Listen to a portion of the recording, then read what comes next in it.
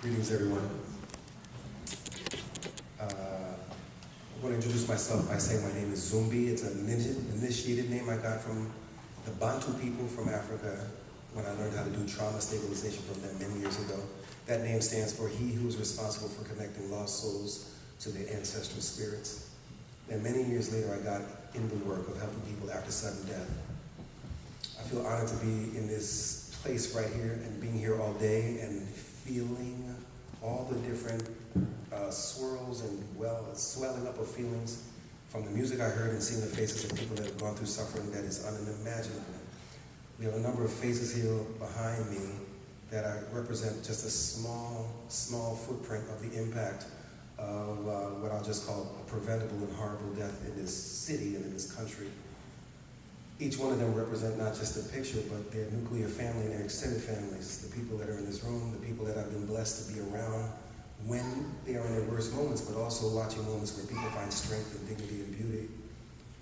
But they also represent hundreds and hundreds of friends impacted by this. You can imagine a funeral for any one of these funerals where there are hundreds of people whose lives have changed, that got that text message or that phone call saying that something horrible happened that should not happen, and then people's lives are changed.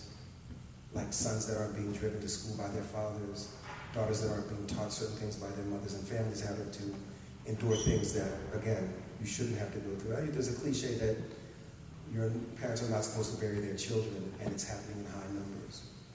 So in this case, death is also about the living. So every time we honor one of these people, we're talking about those that have to live on. We can never erase, and we tell folks we can never erase the fact that this happened.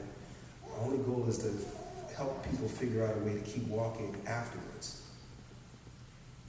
Death has been around for a long time. Sudden death for these reasons has not been. We need to figure out a way to get back to a society where this is not something that we consider normal. So I even consider it normal that if a person that looks like me dies, that's just something that happens in the world. But it doesn't happen in other countries that have a lot of people like us. Other countries do not have homicide rates like this, that interpersonal conflict does not lead to a loss of life.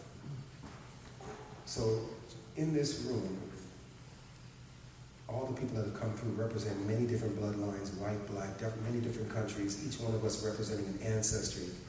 Every continent, I think, has been in this room today. If we think about each one of our grandparents, great-grandparents, the whole cultures they come from, as if there are whole ancestries in this room standing behind us, that's the kind of force we have to pull together to stop this violence. And from all types of sudden death. So the suicides, the overdoses, all those manifestations of human suffering, including perpetrators who must be going through something. That's what we have to wash away. And it's important that we're having this ceremony in a place of prayer and that we're using music. Spirituality and music have been the tools for stopping negative things for centuries. Not hospitals, not clinicians. That's a new thing. We might have to call upon our deepest pieces of ourselves, whatever can make